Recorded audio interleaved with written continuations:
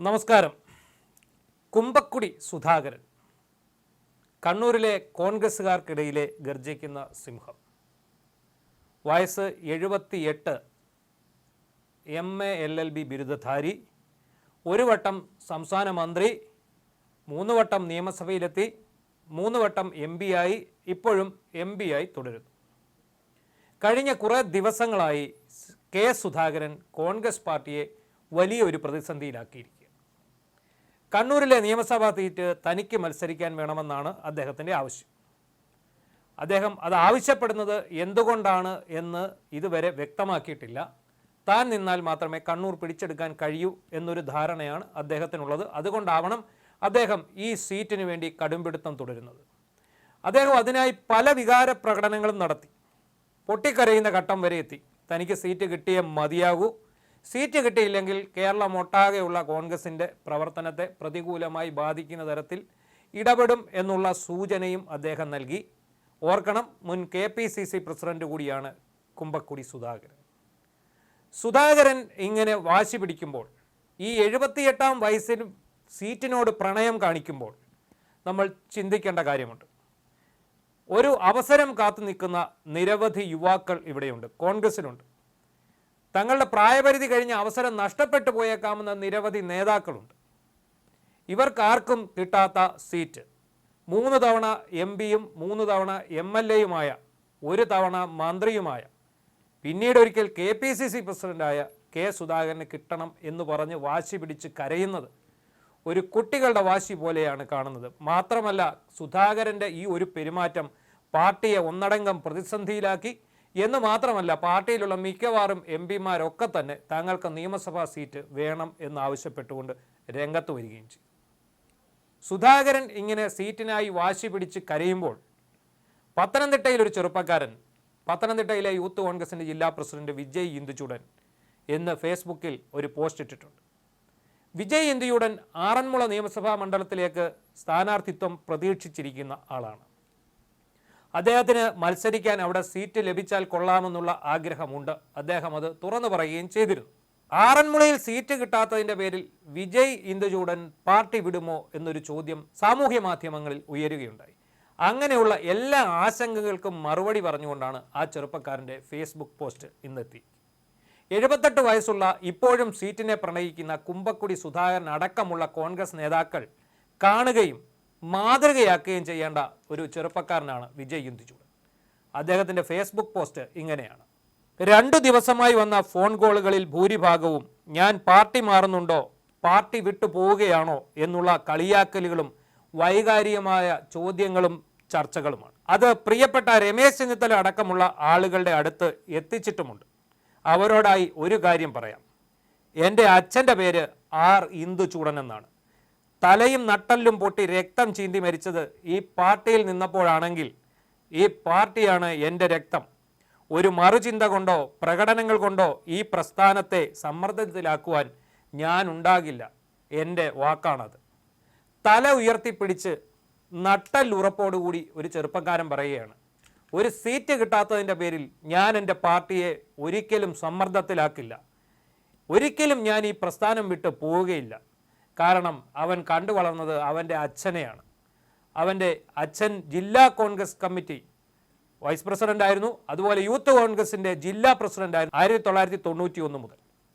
2001 അടൂരിൽ നടന്ന ഒരു സമരത്തിനിടെയാണ് വിജയ് ഇന്ദുചൂടൻ്റെ പിതാവായ R ഇന്ദുചൂടനെ അന്ന് ASP ആയിരുന്ന മനോജ് എബ്രഹാം അതിക്രൂരമായി തല്ലിച്ചതച്ചത്. ഇന്ദുചൂടൻ്റെ ജീവിതമാണ് അന്ന് അവിടെ ലാത്തിക്ക് ഇരയായത്. തുടർന്ന് ആരോഗ്യ പ്രശ്നങ്ങൾ അദ്ദേഹത്തെ അലട്ടി. നട്ടെല്ലിന് ഗുരുതരമായി പരിക്കേറ്റ അദ്ദേഹം എണീറ്റ് നടക്കാൻ പോലും കഴിയാതെ ബുദ്ധിമുട്ടി. അച്ഛൻ്റെ നിലവിളി ശബ്ദം കേട്ട് ഉറങ്ങാൻ പറ്റാത്ത രാവുകൾ ഉണ്ടായിട്ടുണ്ടെന്ന് വിജയ് ഇന്ദുചൂടൻ മുമ്പൊരിക്കൽ ഫേസ്ബുക്ക് പേജിൽ എഴുതിയിട്ടുണ്ട്.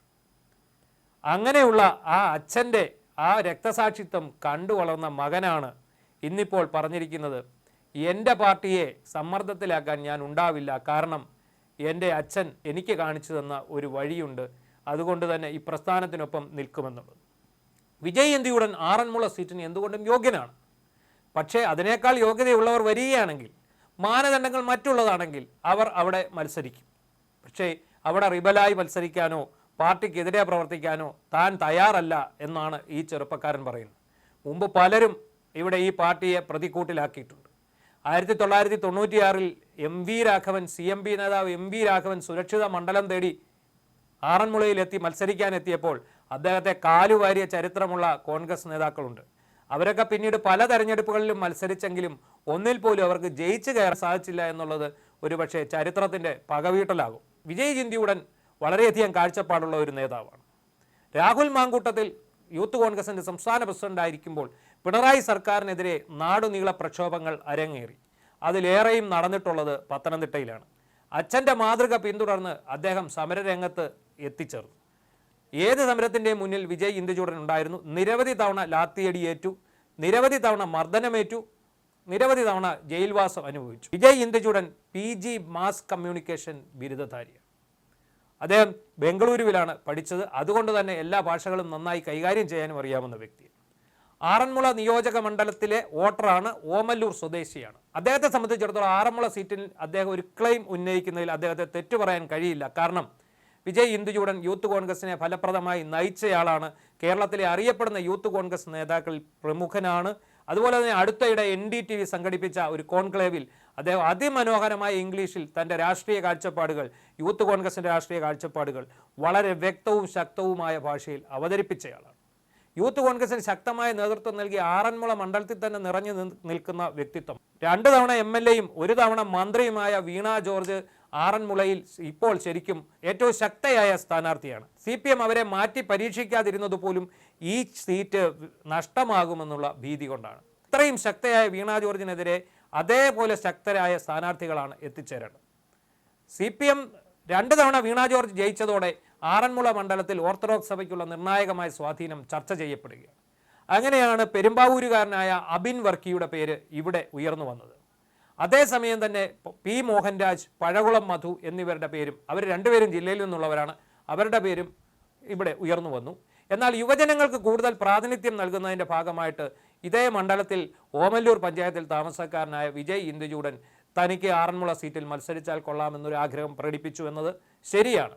എന്നാൽ ആ സീറ്റ് കിട്ടിയാൽ അദ്ദേഹം മത്സരിക്കും, ഇല്ലെങ്കിൽ അദ്ദേഹം പാർട്ടിക്ക് വേണ്ടി അഹോരാത്രം പണിയെടുക്കും. ഇവിടെയാണ് ഞാൻ നേരത്തെ പറഞ്ഞ K. സുധാകരനെ പോലെയുള്ള ആൾക്കാർ ചിന്തിക്കേണ്ടത്. പാർട്ടി പദവികൾ വഹിക്കുകയും ജനപ്രതിനിധിയാവുകയും മന്ത്രിയാവുകയും ചെയ്തയാളാണ്. തൻ്റെ ആയുസിൻ്റെ പകുതിയിൽ കൂടുതൽ ജനപ്രതിനിധിയായിരുന്ന ആളാണ്.